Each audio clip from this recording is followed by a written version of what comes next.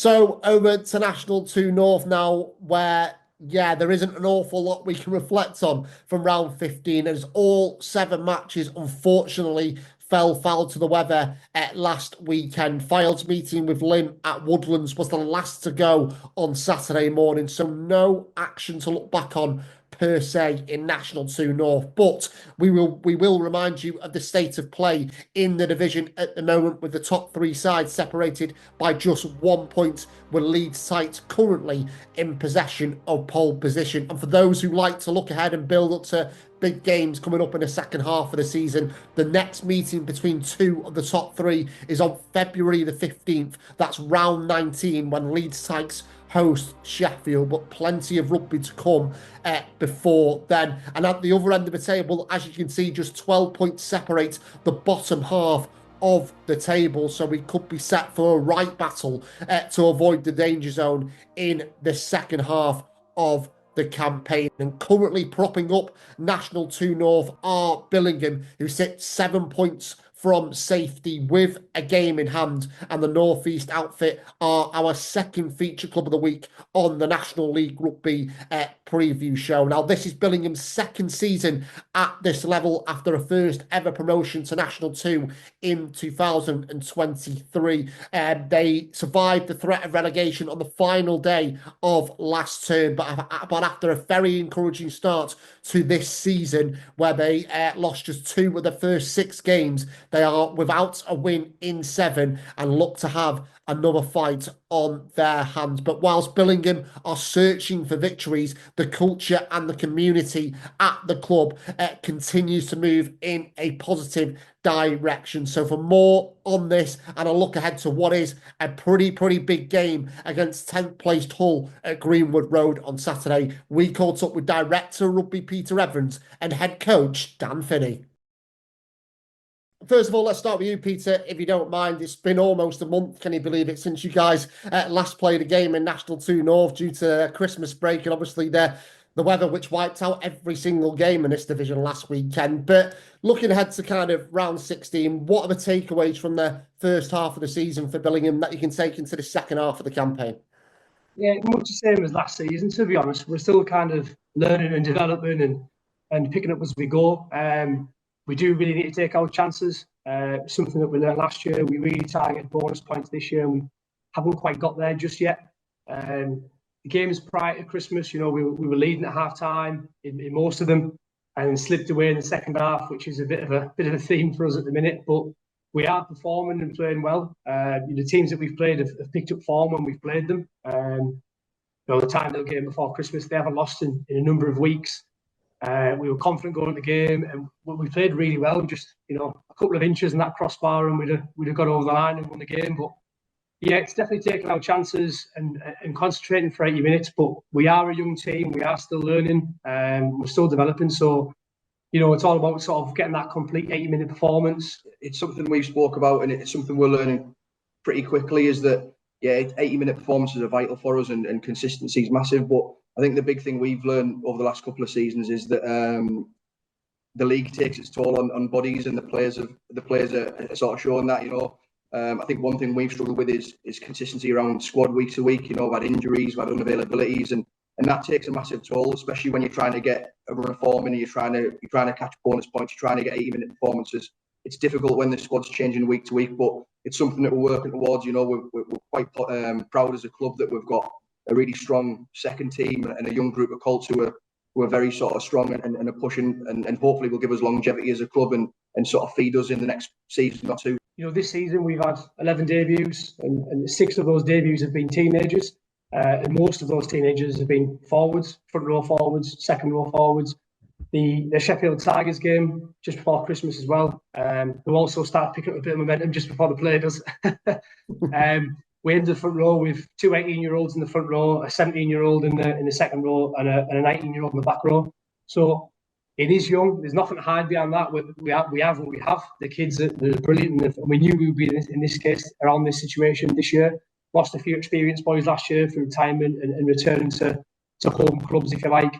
But the lads have stepped up brilliantly. We're proud of that. We can't bring in enforcements and pay them. We have to rely on grown organically through our youth and development, or also bringing players in from lower leagues who want to play the highest level they can, which is all about what we're trying to do as well. Yeah, and Dan, both you and Peter have spoken there really enthusiastically about the young lads, and I know, kind of doing a bit of research last night, you were speaking about the young lads even in pre-season and speaking so positively about them. But when you do bring them into a National 2 North game, you've been in this league now a year and a half. It's such a tough breeding ground for them, isn't it? And I guess everyone's trying to learn on the job, and you guys as coaches are constantly developing as a team, whilst also trying to pick up those positive results. Yeah, I mean, from our point of view, as coaches, we're still learning at the level. We're game management, different tactics, the way we sort of approach different games. So when we're throwing these youngsters in the mix, that there is no better place than to learn. Don't get wrong, that they're learning harsh lessons quickly, especially those tight five forwards. That there is no better learning ground than scrummaging against really experienced boys at this level. But again, it's something we're really proud of, and we have been for a while. And for years, it's what our club's been about is developing the youth, and it seems that these last couple of seasons that we've had to throw them in the deep end a lot quicker than usual. But that's just where we are, and it's a challenge that those lads are happily thriving on and are throwing themselves into. And we're seeing improvements week to week, and hopefully it starts to show in them results. And Daniel mentioned there about sort of learning on the job, and we're a young group as a coaching group. We're looking to develop that. We're actively, constantly looking to bring in experienced people to assist. We are learning, and it's difficult on the job. We make no bones about that. But it's me and Dan are both Billingham lads through and through, and we've been through every team in the senior section and the youth team. So it's something we're incredibly proud of, and we've got a great backing through the committee as well. The word sustainability is thrown about a lot these days professionally, but also for us, it's massively important. Anyone who's been in the club over the last sort of 4 or 5 years will see massive change. We've just recently done nearly a £500,000 extension, which has improved the game day experience for a supporter. And we've got the second phase of that we're looking to implement over the next couple of years, which is based around players, changing rooms, gym, all that kind of stuff, that we're looking to do everything we can for a player at this club to improve, basically, without paying them. So it's all about moving forward and make sure that we can grow organically and make sure we're sustainable, which currently we're doing, and we're doing a fantastic job of that. Obviously, some wins on a Saturday had really helped the situation, but last season, any learning from that, we started off really well. We had a blip and we finished really strong. I have enough faith to know that we can do that, and we've been here before. And we often say this, but this club's built on backs against the wall. We've had some tough times in our past, and nothing will change there. We're duck to water for us. We're used to that.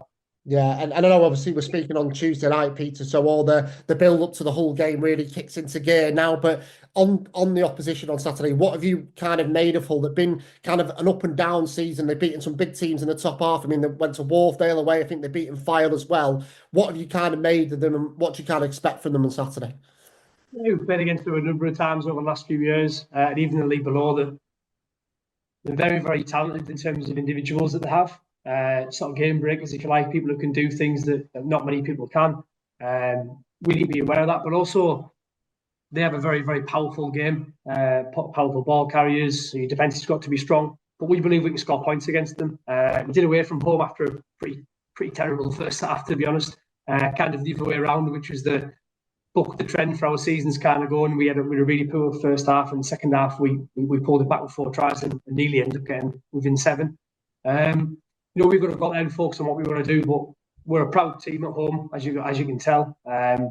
So I'd like to think that we'll put up a real fight. Yeah, and you mentioned there, Peter, that you're obviously a really proud team at home, and I know obviously this season is where you've had the most success. So how much would it mean to kind of get that first win of 2025 at Greenwood Road on Saturday afternoon? Because if I'm right in saying you've got kind of some big games coming up against sides of the top half, so it does feel like a bit of an opportunity to really kick the new year off in the right fashion. Yeah, obviously we were disappointed last week. We felt that was an opportunity to go away, albeit a tough ground. We won there last year. Potentially go there and win at Otley. Obviously this week it's heightened with the fact that there was no game last week. It is a big game. They're all big games. But this is, you're right, this is an opportunity. I think there's lots of positives to take from the whole season. I think we are competing. Clearly we don't want to be where we are in the league. There's no point hiding behind that. We are where we are, but this is definitely a game we're targeting for points, as we do every game. But specifically this is one that I've got to tick against to, that we've got to get something from to really kickstart our year and give us a bit of confidence moving forward.